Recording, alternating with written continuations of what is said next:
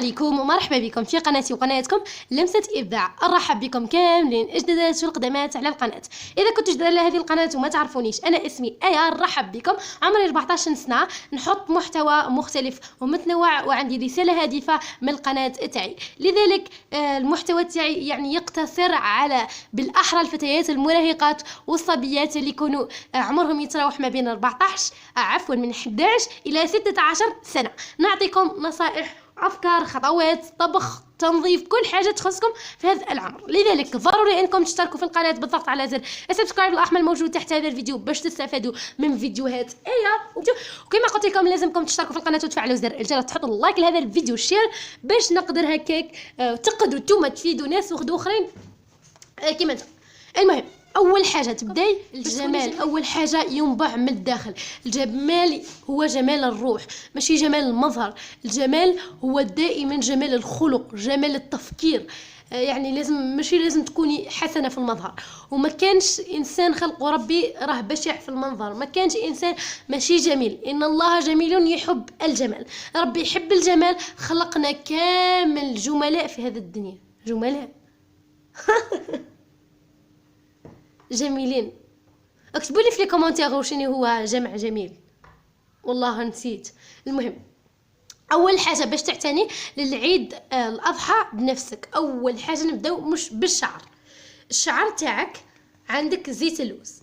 زيت اللوز الحلو يتباع عند العطار ولا عند العشاب، تلقاوه بزاف هايل للشعر، بزاف هايل، يعني بزاف هايل. تقدروا تستعملوا الكوكونات اويل، تقدروا تستعملوا زيت جوز الهند، زيت الخروع. زيت الكوكونات اويل هو زيت جوز الهند. تقدروا تستعملوا زيت الزيتون. كاين بزاف زيوت مفيده للشعر. تقدروا كذلك كاين ماسكات، ديروا سيرش في جوجل ولا في يوتيوب، تبحثوا على الماسكات اللي يكونوا مجربين للشعر، رايحين تلقاو بزاف. كاين حمام زيتي وكاين ماسكات، لذلك ننصحكم بهم دائما. نهبطوا دركي للوجه. الوجه تاعكم هو هو المرآة الجمال تاعك. لازمك تكوني تعتني بالوجه تاعك.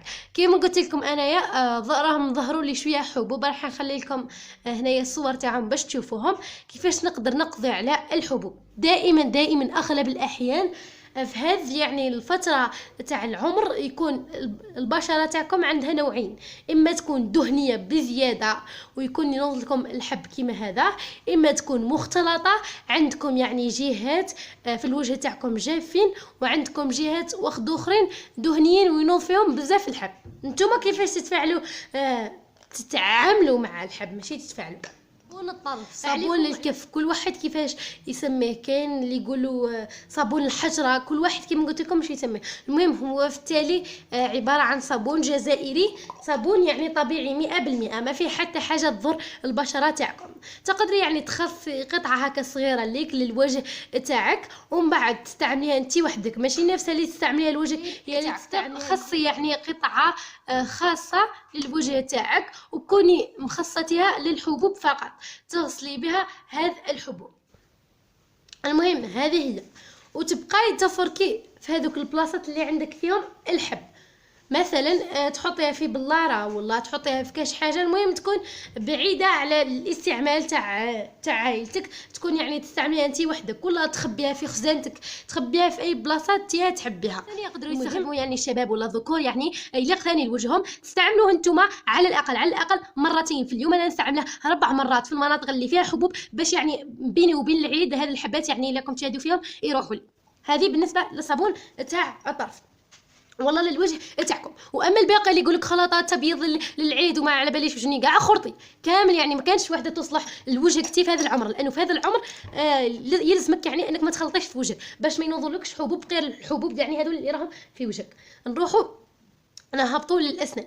الاسنان تاعك لازمك دائما تبقاي تعتني بهم بلا بروسه دون ودونتيفريز. اثبتت الابحاث العلميه انه الدونتيفريز فيه ماده واسمها ماده الفلورايد. هذه الماده راهي تنقص من ذاكره الانسان، يولي الانسان ما يتذكرش مليح المعلومات. لذلك انا راني نهار نستعمل دونتيفريز، ما قلت لكمش نحوه من حياتكم، ولكن قلت لكم حاولوا انكم تقلوا في الاستعمال تاعو. نهار ندير بالدونتيفريز، نهار ندير بالسواك، ونهار عندي الملح الحي. الملح الحي هذايا يعني راه يغسل لكم وامن، حاجه طبيعيه. الملح الحي هو الملح تاع الحجره اللي تباع عند العطار، حاجه يعني تشوفوا حاجه صغيره هكا يعني، وتدقوها يعني تكون مدقوقه، ومن بعد تستعملوها بلا بروسادون تاعكم يعني ديروها للاسنان تاعكم باش اليومي. بالنسبه للتنظيف العميق تاع العيد ولا التبييض اللي تقدري تبيضي الاسنان تاعك به، اللي هو الفحم.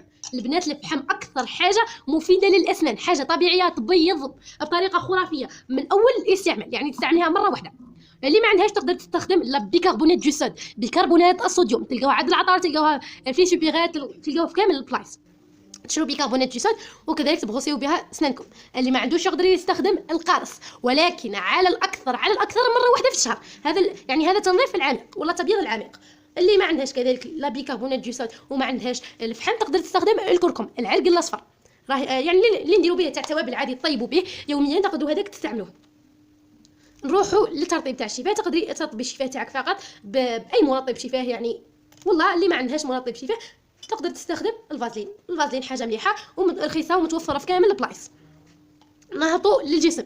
الجسم تاعك لازمك تحافظي عليه دائما ريحته تكون نظيفه وتكون على الاقل بروبر، يعني الا ما كانش فيه بارفان. واش تستعملي له؟ تغسلي عادي. لازمك في الصيف هذا تدوشي يوميا على الاقل يوم بعد يوم، الا كنتي ماكش تدوشي في الصيف باسكو بزاف يعني راه الجسم تاعك يعرق بسبب السخانه، لذلك تدوشي بصابون تكون ريحته مليحه، ولا بجل دوش بحاجه اللي عندك، اي صابون تفضليه تكون ريحته شباب. ومن بعد تستعملي لود كولون ولا ماء كولونيا. راح نخلي لكم الصوره تاعها تاع الفا يعني تعرفوها كامل، هذيك لهنايا باش تشوفوها وتعرفوا لود كولون. اللي ما عندهاش لود كولون واش تقدري تستخدمي؟ لود كولون راه معطر فقط للجسم. نهضروا على يعني مزيل الروائح الكريهه، ماشي لو ديودورون. لو ديودورون راكي كي تكوني مدوشه يعني باش ديري لو ديودورون تاعك، والديودورون انا ما ننصحش كامل به، لذلك ننصحكم بوماد زيت الحوت. احفظوا هذا الاسم مليح مليح. كريم زيت كبد الحوت. راح نخلي لكم كذلك الصوره تاعو، راح نخلي لكم الاسم تاعو ظاهر في الشاشه وفي صندوق الوصف، اي حاجه راني رايحه نحكي لكم عليها. هذا تلقاوه يتباع عند لي فارماسيان، حاجه بزاف هايله ومانيفيك يعني بزاف، راهو رايح يفيدكم. هذا زيت كبد الحوت، فلذلك استعملوه. تدهني به تحت منطقه الابط، يعني ديري شويه من هذيك لابوماد وتدهني بها، هذيك تنحل كامل الروائح اللي ماشي مليحه. نسيت كي نقول لكم انكم لازمكم كل يوم تغسلوا وجهكم بالماء وصابون الطرف صباح وعشيه، صابون الطرف تاعكم تغسلوا به صباح وعشيه، ومن بعد كي تغسلي وجهك تنشفيه بان شيفون دو ميكروفيبر. هذو اللي شيفون راكم تلقاوهم كامل بارتو، يعني يتباعوا عند الفيترينات، يتباعوا في كامل البلايص. هذو اشفاو عليهم، راهم يديروا 3 ب 10000. شوفوا الملمس تاعهم كيفاش داير، وسمهم لي شيفون ميكروفيبر. هذو ينشفوا لك وجهك وما يديرولكش الحساسيه. فوالا يبقى لنا كيما قلت لكم وين حبسنا، حبسنا عند منطقه تحت الابط. يعني كما قلت لكم تستخدموا زيت كبد الحوت، ومن بعد ديروا لي بارفون اللي عندكم ولا اللي تحبوهم، لي ديودورون ولا اي بارفون يعني يكون عندكم نتوما تحبوه. انا عندي هذا لو بارفون يريح بزاف، هاي مانيفيك هذايا. اذا حبيتوا ديروا له كابتور ديكرون تشروه مانيفيك. نظن بانه يناسب هذا كامل الاذواق، وثاني ناعم جدا. هذا يهبل البنات، ريحته تقتل، ماشي تقتل العباد ولكن تقتل يعني من الريحه تاعها. المهم هذه الريحه تاعها شباب. ويبقى ترطيب تاع اليدين تاعك. تقدري تستعملي اي كريم مرطب اللي يعني اي ماركه ممكن انك تستعمليها. انا نستعمل في هذا.